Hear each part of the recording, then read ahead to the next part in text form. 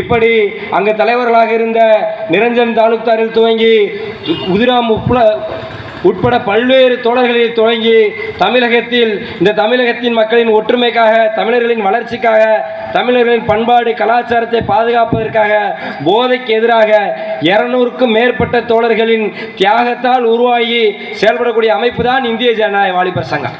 அப்படிப்பட்ட இந்திய ஜனநாயக வாலிபர் சங்கம் கடந்த 3 ஆண்டில் செய்த பல்வேறு பணிகளை அலசி ஆராய்ந்து அது இந்த தமிழ் சமூகத்திற்கு போதுமானதா, அடுத்த 3 ஆண்டில் இந்த தமிழ் சமூகத்திற்கும் இன்றைக்கு இந்தியாவிற்கு அச்சுறுத்தலாக உருவாக்கியிருக்கூடிய RSS மோடி அரசாங்கத்திற்கு எதிராக இளைஞர்களின் வேலைவாய்ப்பு உள்ளிட்ட பல்வேறு கோரிக்கைகளுக்கு எப்படியான போராட்டத்தை திட்டமிடுவது என்று விவாதிப்பதற்காக வருகிற 12, 13, 14 ஆகிய தேதிகளில் ஒசூரில் இந்திய ஜனநாயக வாலிபர் சங்கத்தின் 18வது மாநாடு நடைபெற இருக்கிறது.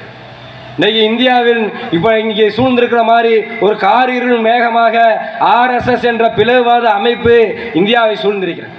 எப்படி இந்தியாவை இதுகாலம் வரைக்கும் பாதுகாத்திருக்கக்கூடிய இந்திய ஜனநாயக வாலிபர் சங்கம் மக்கள் ஒற்றுமை, மத நல்லிணக்கம் என்ற அடிப்படையில் பல்வேறு போராட்டங்களை முன்னெடுத்தமோ அதே மாதிரி இங்கே இன்னைக்கும் வரக்கூடிய இந்த ஆபத்தான சூழலை கடப்பதற்கு பல்வேறு ஆலோசனைகளை, திட்டங்களை உருவாக்குவதற்கு இந்த மாநாடு நடைபெறுகிறது.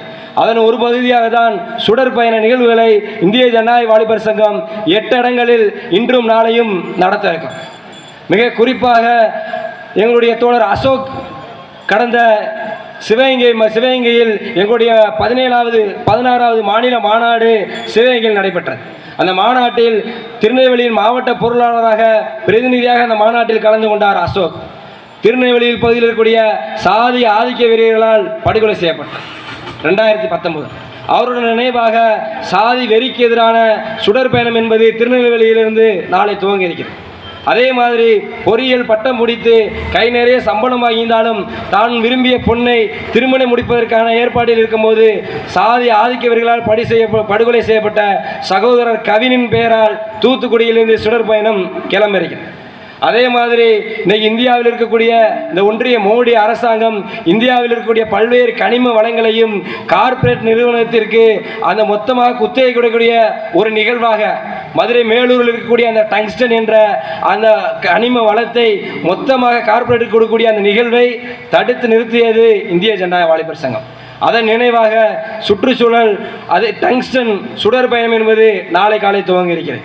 அதே மாதிரி பாலின சமத்துவம் போராட்ட நினைவு சுடர் சாம்சங் தொழிற்சாலை வாசலிருந்து இப்படி 8க்கும் மேற்பட்ட சுடர் பயணத்தை இந்திய ஜனநாயக வாலிபர் சங்கம் தமிழ்நாடு முழுவதும் நடத்துகிறது.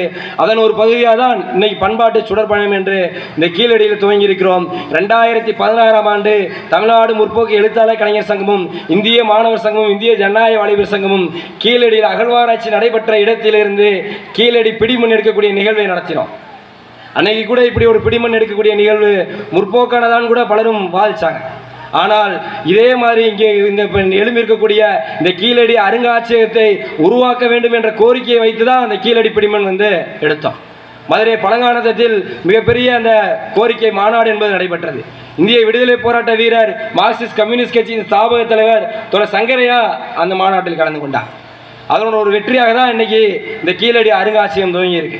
இப்பையும் இந்த பண்பாட்டு நினைவு சுடரை இந்திய ஜனநாயக வாலிபர் சங்கத்தின் எடுப்பதன் முக்கியமான நோக்கம் என்பது இந்த கீழடி அகழ்வாராய்ச்சியில் இருக்கக்கூடிய அந்த முடிவை அமர்நாத் ராமகிருஷ்ணன் எழுதி கொடுத்திருக்க அடிப்படையில் உள்ளதை உள்ளபடியே ஒன்றிய அரசாங்கம் வெளியிட வேண்டும். தமிழர்களின் பண்பாட்டத்தையும் பாரம்பரியத்தையும் வரலாறையும் மறைக்கக்கூடிய விஷயத்தை இந்திய ஜனநாயக வாலிபர் சங்கம் ஒருபோதும் ஏற்காது என்று சொல்லி போராட்டத்தின் நினைவாக தான் அப்படி ஒரு போராட்டத்தை முன்னெடுப்பதற்கு ஒரு முன்னோட்டமாக தான் இந்த சுடரை எடுக்கிறோம் என்பதை இந்த நேரத்தில் தெரிவித்துக் கொண்டு வாய்ப்புக்கு